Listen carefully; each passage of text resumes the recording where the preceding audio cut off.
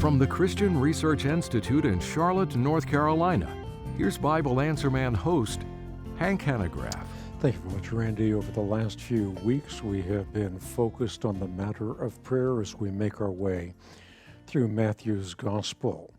Most recently, I was talking about the Facts Prayer Guide, the word facts serving as a marvelous structure for our daily prayer time, in place of merely snorkeling in the surface waters of prayer. The facts acronym provides a means by which we can dive deep beneath the tumult and turbulence of the ocean to a place that is quiet and serene. Today I want to talk about the Jesus prayer. And let me make a distinction here. In the year 2000, I began writing a book titled The Prayer of Jesus, by which I mean the Lord's Prayer. It was published a year later, and in 2002, it rose to number 1 on the Christian Marketplace bestseller list. But more importantly, it transformed my personal prayer life.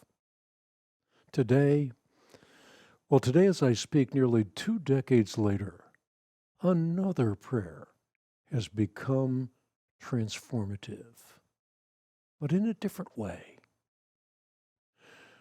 The prayer of Jesus, or the Lord's Prayer, became my entryway into God's presence each and every day.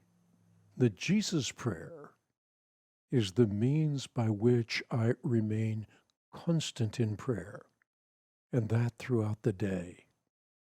The Jesus prayer, simply, Lord Jesus Christ, Son of God, have mercy on me, is rooted in the notion that we are to pray constantly.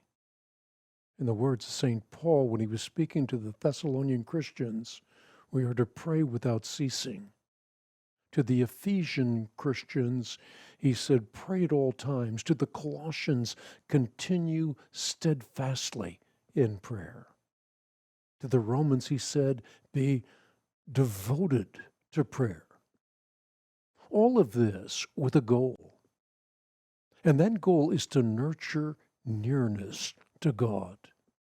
Is the Bible truly the Word of God? Read Hank Hanegraaff's book, Has God Spoken? Click on the eye above. It is to experience the presence of God in much the same way that Moses experienced the presence of God in the flames of fire within a bush that burned but was not consumed. Moses said that the Lord our God is near to us whenever we pray to him. Jeremiah said much the same thing. When he called upon the name of the Lord, the ineffable came near and said to Moses, do not fear. He said the same thing to Jeremiah and to Zephaniah, noting that the meek and the humble, those who place their trust in the name of the Lord, will have their lips purified, so that all of them may call on the name of the Lord and serve him shoulder to shoulder. When I think about serving him shoulder to shoulder, I think about what I say on the Bible Answer Man broadcast, that we are to stand shoulder to shoulder with one another in the battle for life and truth. You know, prayer is food for the soul. It's sustenance for the spirit. And it is a means by which, as St. Peter put it, a means by which we may partake of the divine nature, a means by which we may experience fellowship in the Holy Trinity, or union with God, what's called deification. In the early teachings of the church, God became man so that man may become God. Not God in nature, but God's by grace, God's by participation in the divine nature. In the wisdom of St. Paul, through prayer, we can experience being in Christ and experience Christ being in us. When we sin, we sever the power cord that connects us to our Maker. But calling on the name of the Lord repairs the severed cord, and it reconnects us with the Lord of life and light. David's fevered cry, "Have mercy on me, O God," reminds us of the Jesus prayer. Lord Jesus Christ, have mercy on me, a sinner. A prayer that reconnected David to the lover of his soul. A cry that is echoed throughout the New Testament text. And a cry that is to be our plea, our cry as well. Think about the lepers who shouted, "Lord, Jesus, Master, have mercy on us." Or the Canaanite woman who cried out, "Lord, Son of David, have mercy on me." And there are so many other examples that could be cited. Even now, as I speak, I think back to the words of Jesus during an encounter with blind Bartimaeus. You probably recall the story.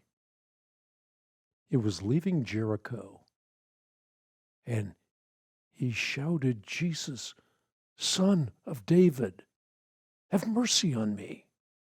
Of course, he was not spiritually blind in those words, but he was talking about physical blindness. And he wanted that to be healed. Likewise, we have the story in Scripture of despised tax collector. It's chronicled in Luke's Gospel, where the tax collector beat his breast continuously. And he cried out, "God, have mercy on me, a sinner." Listen to the most interesting, informative, and inspirational people on the planet. The Hank Unplugged podcast. Click on the eye above.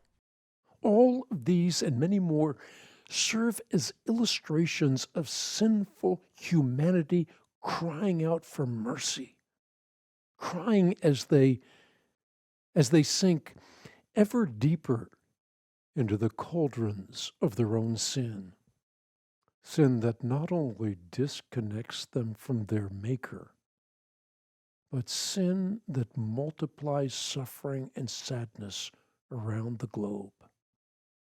This I believe, is why repeating the prayer, "Lord Jesus Christ, Son of the living God, have mercy on me, a sinner," is so significant. It provides a way back from the edge of the abyss. It's a way of building a lighthouse in the midst of the gathering storm. Unless we continuously ask for God's mercy, we're in danger of forgetting how desperately we need it. Perhaps this is the very reason that the Jesus prayer has been so transcendently significant throughout the history of the Christian church. It's a ladder of divine ascent. It's a way out of the abyss, a way into the presence of God. In the way of a pilgrim, an anonymous 19th century Christian practiced the Jesus prayer until it became as natural as breathing. In the end, it became his gateway into the worship and enjoyment of God. We'll talk about this As we continue this edition of the Bible Answer Man broadcast, we'll talk about how the Jesus Prayer can be transformative in your life, just as it has been transformative in my own life.